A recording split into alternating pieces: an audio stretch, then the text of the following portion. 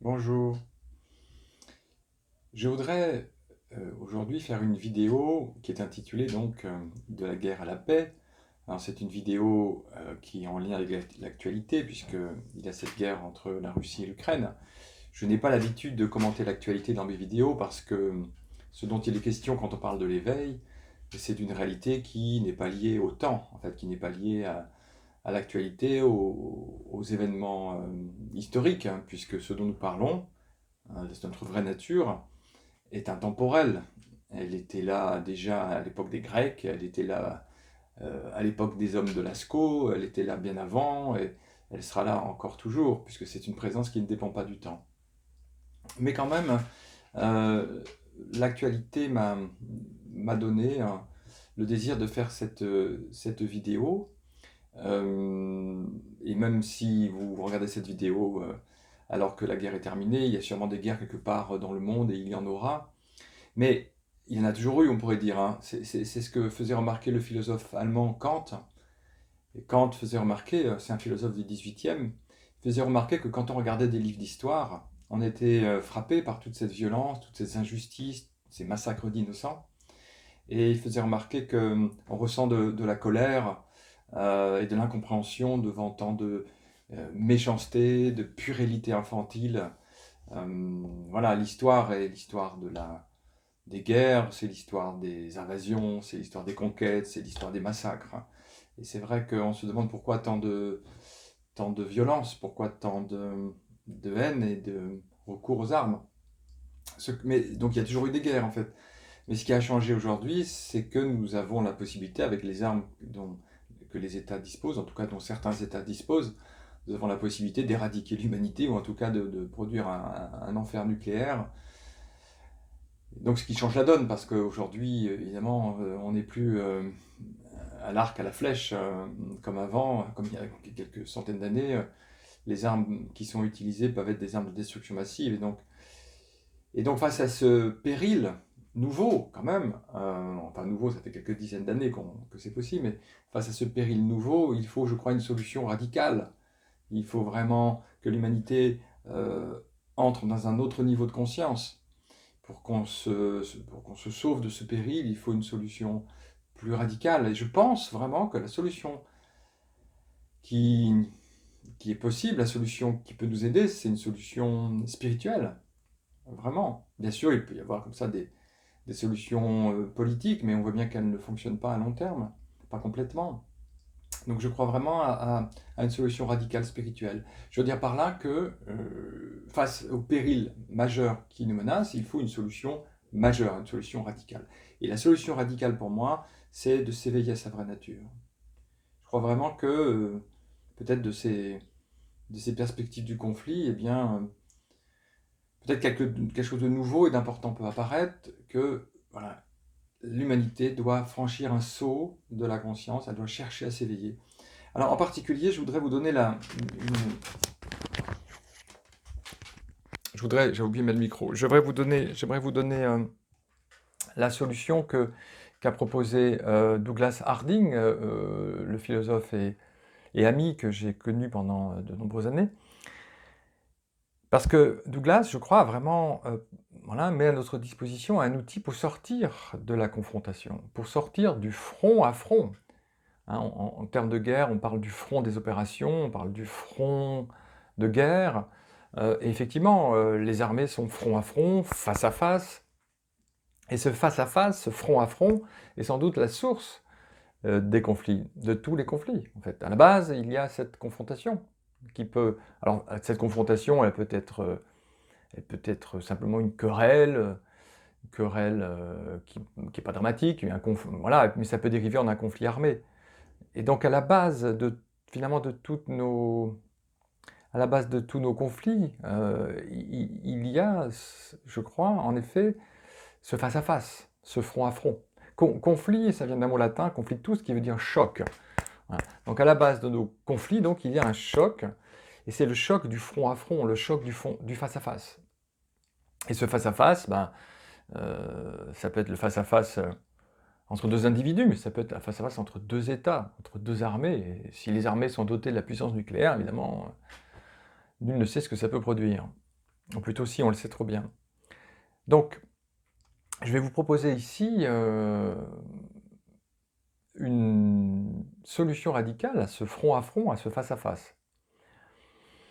Et je vous invite à diffuser cette solution, à la faire connaître, parce qu'elle est simple, elle est évidente, elle est inévitable, et elle est vraiment, je crois, enfin en elle, il y a une possibilité de sortir de cet état de guerre pour aller vers un état de paix profond.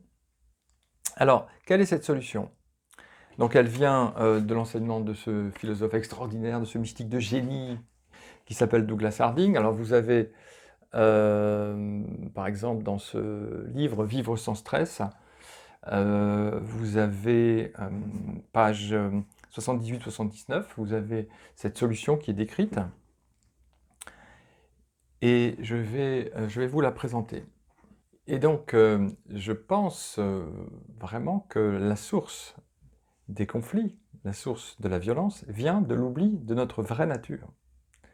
C'est parce que nous ne nous connaissons pas nous-mêmes que nous entrons en conflit avec les autres, soit individuellement, soit à des niveaux collectifs, peuple contre peuple, armée contre armée.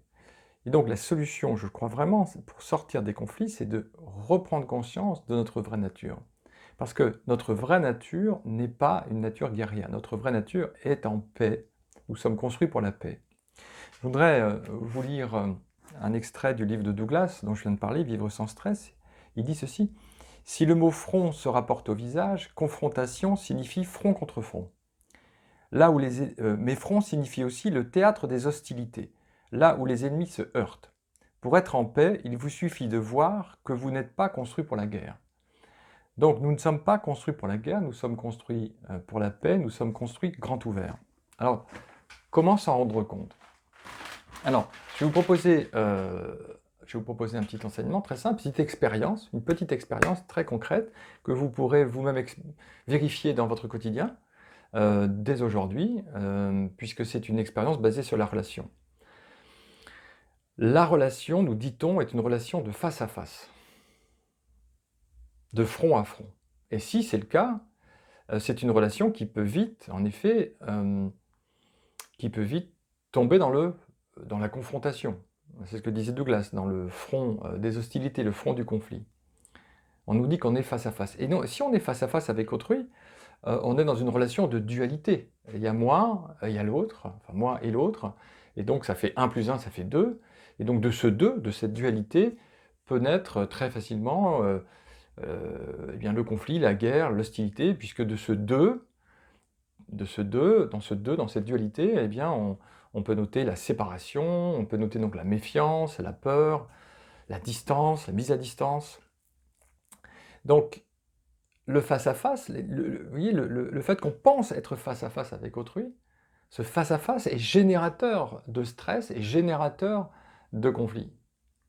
Tant que nous serons dans ce face-à-face, nous ne sortirons pas du conflit. Mais, comment sortir de ce face-à-face?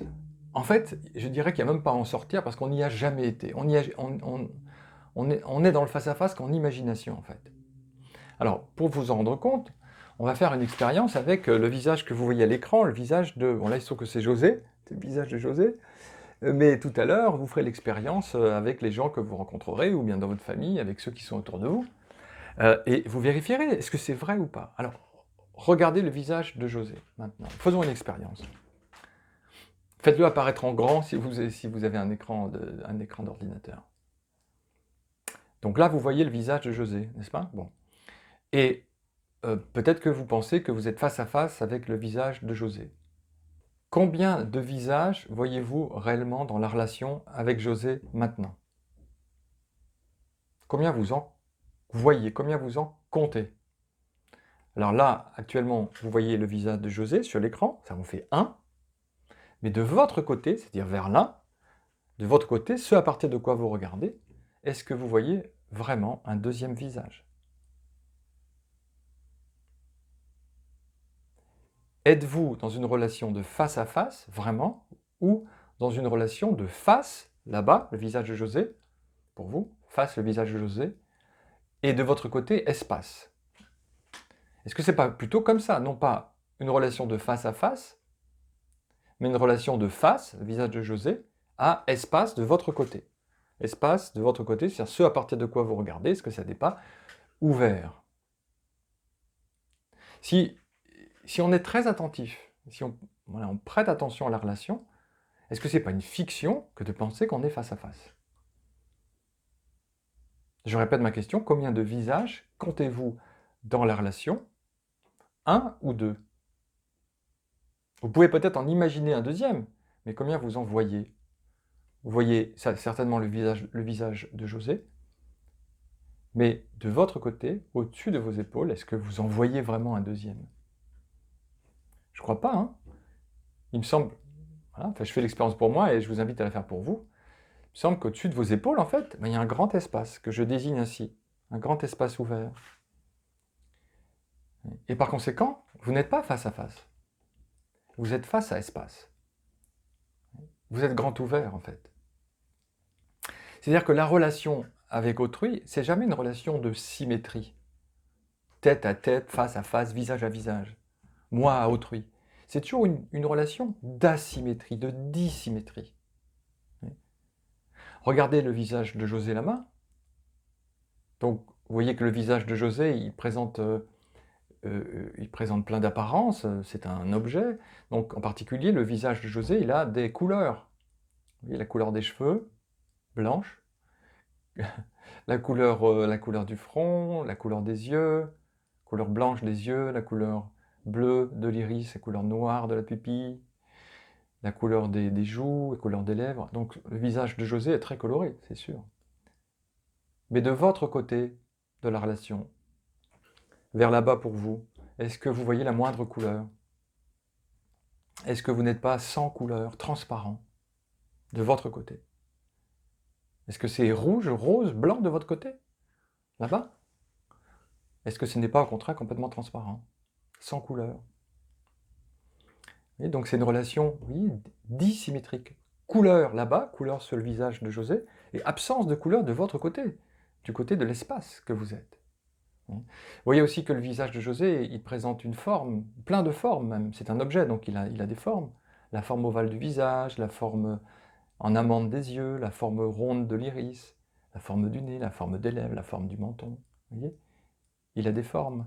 Mais de votre côté, est-ce que vous voyez la moindre forme? Notez-vous une forme de votre côté. N'êtes-vous pas au contraire sans forme? Transparent et sans forme. Donc là encore, on constate une dissymétrie totale. Autre caractéristique du visage de José, vous voyez qu'il a un âge. Un certain âge, sinon un âge certain, comme on dit. Oui. On voit les cheveux blancs, on voit des rides peut-être, sûrement même sur le visage. Il a un certain âge. On voit des traces temporelles là-bas. C'est normal, il est dans le temps, José est dans le temps, le visage de José est dans le temps. Mais de votre côté, du côté de l'espace qui regarde, est-ce que vous voyez des traces temporelles? Voyez-vous un âge là-bas dans cette direction? Est-ce que ce n'est pas sans âge? Une pure transparence sans forme et sans âge. Toujours fraîche et toujours nouvelle. Donc là encore, on constate une dissymétrie, n'est-ce pas? Oui. Et puis, si vous regardez ce visage, vous voyez qu'en fait, ce visage, il est très compliqué. Il y a plein de détails. On dit qu'on voit le visage, mais en fait, on en prend un aperçu global, parce qu'on ne peut pas voir tous les détails des cheveux. Combien y a-t-il de cheveux? Quelle longueur? Il y a plein de détails de peau aussi. Vous voyez, des nuances de couleurs, les sourcils, les nuances, tous les poils dans les yeux aussi, les cils, la nuance des couleurs. Hein, puis cette moustache, hein, on ne voit pas tous les poils, leur longueur. Si on prenait le microscope ou une loupe, on verrait plein d'autres détails. Donc en fait, on ne voit pas vraiment les visages. On en prend une vue globale, comme ceci. Et puis, vous voyez qu'il faut du temps pour parcourir ce visage. Hein, si on commence par le front, bon, on regarde le front, puis on descend au niveau des yeux, au niveau du nez, au niveau de la bouche et au niveau du menton. Donc il faut du temps pour parcourir ce visage, on ne le voit jamais complètement. Mais combien de temps vous faut-il pour prendre conscience de l'espace de votre côté? Est-ce que ça n'est pas instantané? En un instant, en retournant votre regard, si vous voulez, vous pouvez prendre conscience de cet espace. C'est instantané. Et, autre grande différence, c'est parfait. C'est-à-dire que là, vous pouvez prendre conscience de qui vous êtes de manière absolue, parfaite. Parce que ce que vous êtes est simple. Oui. Là-bas, le visage de José est complexe, mais vous, cet espace, vous voyez, vous êtes simple. Simple. Donc là encore, il y a dissymétrie. Il faut du temps pour parcourir ce visage complexe et on n'en fait jamais le tour, on ne le connaît jamais vraiment complètement en fait. Et de votre côté, vous pouvez prendre conscience de cet espace en un instant, vous prenez conscience de cette simplicité et vous la connaissez absolument. Donc, vous voyez que la relation elle est complètement dissymétrique. Donc visage là-bas, absence de visage de votre côté, couleur là-bas, absence de couleur de votre côté, forme là-bas, absence de forme de votre côté, âge là-bas, absence d'âge de votre côté, et complexité là-bas, et temporalité donc, complexité là-bas et simplicité de votre côté. Donc, nous ne sommes pas dans des relations de dualité, jamais. Nous sommes dans une relation d'unité, parce que 1 visage plus 0, l'espace c'est 0, 1 plus 0 ça fait 1. Donc c'est une relation basée sur l'unité. Donc nous ne sommes pas construits pour la guerre, nous sommes construits pour l'amour en fait. Nous sommes construits pour l'amour, pour l'ouverture. Puisque cet espace, il est accueil inconditionnel. Vous accueillez le visage de José ici, comme tout à l'heure vous accueillerez tous les visages que vous allez rencontrer, vous accueillez les visages à partir de cet espace ouvert que vous êtes. Vous êtes construit pour l'amour, disait Douglas. On peut même dire que vous disparaissez en faveur de l'autre. Non pas parce que vous êtes gentil, non pas parce que vous le voulez, mais parce que vous êtes construit comme ça. Vous êtes construit grand ouvert. Et ça, souvent, très souvent, trop souvent, nous ne le voyons pas. Nous rajoutons un deuxième visage imaginaire, nous rajoutons un deuxième front imaginaire. Nous hallucinons ici un masque derrière lequel nous nous cachons, derrière lequel nous nous enfermons. Et dès lors, nous entrons dans une relation de dualité qui peut vite dégénérer dans la guerre. Donc, pour passer de la guerre à la paix, en fait, il faut juste prêter attention à ce que nous sommes vraiment, à la façon dont nous sommes construits. Nous sommes construits grand ouverts. Là, de votre côté, vous êtes pure ouverture. Et en fait, si nous ne voyons pas cette ouverture, c'est qu'elle nous fait peur. Nous avons l'impression que si nous baissons la garde, si nous baissons les armes, si nous enlevons ici toute façade, nous allons être blessés, nous sommes vulnérables. Oui, vous êtes vulnérable, en effet, vous êtes grand ouvert sur le monde, mais vous êtes aussi complètement invulnérable. Parce que l'espace, là, l'espace que vous êtes, ne peut pas être blessé. Ce n'est pas une chose qu'on peut heurter, c'est une non-chose invulnérable. Donc, nous pouvons abaisser toutes nos défenses. Nous ne craignons rien. Cette paix est une paix parfaite, une paix indéracinable. C'est la paix de notre vraie nature, parce que c'est la paix de la conscience, en fait, la paix de la présence. Et même on peut aller au-delà de la paix, parce que c'est plus qu'une paix, c'est un amour. C'est un amour, parce que cette présence que vous découvrez de votre côté, c'est une présence universelle, unique et universelle. Il n'y a pas 7 milliards de présences, il n'y a pas comme il y a 7 milliards d'individus. Chacun n'a pas sa présence, sa présence individuelle cachée quelque part dans sa tête. Non, la présence, elle ne porte pas votre nom, votre prénom, elle n'est pas russe, elle n'est pas ukrainienne, elle n'est pas musulmane, elle n'est pas chrétienne, elle n'est pas homme ou femme. Cette présence est universelle. Donc quand vous découvrez cette présence, cette ouverture, vous découvrez la vraie nature de tous les êtres. Pas seulement des hommes d'ailleurs, mais aussi des animaux, des êtres vivants, quels qu'ils soient. Donc, découvrir cette ouverture, découvrir cet espace, ça nous fait découvrir la présence une et universelle. Ici, je suis vous. Ici, je suis vous. Parce que je suis cette présence que vous êtes aussi. Il n'y a qu'une présence. Une présence. C'est l'unité. Donc, vous voyez qu'on est à milieu du face-à-face. Douglas faisait ce geste. On n'est pas face à face, on est face à espace. Face à espace. Et même si on est peut-être encore plus attentif à la relation, en fait, ce visage que vous découvrez maintenant sur l'écran, c'est votre visage. La présence que vous êtes s'incarne dans ce visage. Vous n'avez pas d'autre visage en ce moment que celui de José. Vous êtes joséifié d'une certaine façon. C'est-à-dire que la conscience s'incarne dans tous les visages qu'elle découvre. Elle s'incarne dans toute chose. Toute chose est une. Nous sommes un.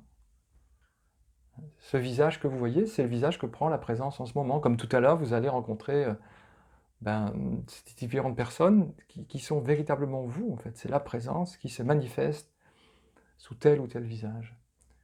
Donc nous ne sommes pas du tout dans une relation de confrontation, mais dans une relation d'accueil inconditionnel et dans une relation d'amour. Quand vous découvrez cet espace, vous découvrez votre cœur.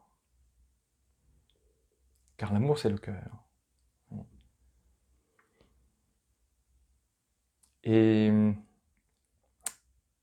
voilà, donc prenons conscience de cet espace ouvert au-dessus de nos épaules, prenons conscience de cette présence qui accueille inconditionnel. Et le monde changera autour de nous. Si nous trouvons cet espace d'ouverture, nous pourrons le partager aussi autour de nous. Le monde en a vraiment besoin. C'est la solution radicale à des problèmes radicaux qui sont les nôtres aujourd'hui. Douglas disait quand vous perdez votre tête, vous allez trouver votre cœur. C'est-à-dire perdre sa tête, c'est-à-dire voir l'espace au-dessus des épaules, prendre conscience de l'espace ouvert au-dessus des épaules. Et quand nous découvrons cette présence ouverte, nous accueillons le visage, nous sommes un avec la personne, et nous découvrons notre cœur par l'amour. Voilà, donc essayez cette expérience, essayez-la, c'est très simple. C'est-à-dire quand tout à l'heure vous allez rencontrer des gens, peut-être vous allez acheter votre pain, vous allez voir la boulangère ou le boulanger, eh bien, constatez que vous n'êtes pas dans une relation de dualité face à face. Vous êtes dans une relation d'ouverture face là-bas à espace. Et vous allez vraiment être ouvert pour la personne. Essayez, vous allez voir que ça change complètement les relations. Ça vous met dans une intimité incroyable, puisque je suis vous. Et je sais qu'en fait aussi, vous regardez maintenant à partir de cette ouverture. Vous regardez à partir de qui je suis vraiment. Vous voyez, c'est pas du tout compliqué, c'est pas ésotérique, c'est pas mystique. C'est juste une question d'attention. Et c'est comme ça que quand on était enfant, on regardait les autres, on regardait à partir de cette ouverture. Un bébé, par exemple, accueille les autres à partir de l'espace qu'il est. Il est pure ouverture. Donc quand on était enfant, on accueillait le monde comme ça. Puis peu à peu, eh bien, on a halluciné un visage ici, on s'est enfermé derrière un visage, on s'est coupé du monde, coupé des autres. Et notre frère est devenu notre ennemi. Mais maintenant, nous pouvons très simplement, très rapidement, reprendre conscience de cet espace d'amour que nous sommes. Nous sommes construits pour la paix, en fait. Et Douglas écrit, il dit ceci, toujours dans Vivre sans stress. Pour pratiquer cela quotidiennement, il suffit d'être simplement réaliste et sincère en ce qui concerne vos soi-disant relations, entre guillemets, personnelles et sociales. Appliquez-vous à observer que dans toutes vos confrontations, entre guillemets, avec les gens, il n'y a en fait aucune confrontation d'aucune sorte. Personne ne peut entrer en collision avec vous parce qu'il n'y a rien à quoi se heurter. Oui. De votre côté, on ne peut pas vous heurter parce que vous êtes un espace, vous n'êtes pas une chose, vous êtes une non-chose. Il continue, appliquez-vous à voir cela et tôt ou tard, peut-être plus tôt que vous le pensez, vous constaterez que vous vivez naturellement à partir de la vérité, sans effort particulier. Donc au début, peut-être c'est un peu un effort de retourner son attention et de prendre conscience de l'espace ici, mais très rapidement ça deviendra naturel et vous ne pourrez plus vous passer de ce mode de relation. Vous ne pourrez plus, parce que dans ce mode de relation, vous allez découvrir la tranquillité, la paix et l'amour, l'accueil. Voilà, essayez, et puis vous m'en direz des nouvelles. Non, c'est extraordinaire, c'est extraordinaire. C'est tellement, tellement beau, tellement simple. Et le monde en a vraiment besoin plus que jamais. Donc, c'est pour ça que je le partage avec vous aujourd'hui. Je le partagerai en russe si je connaissais le russe. Donc, dans toutes les langues en fait. Donc, voilà, merci beaucoup. Merci beaucoup. À bientôt.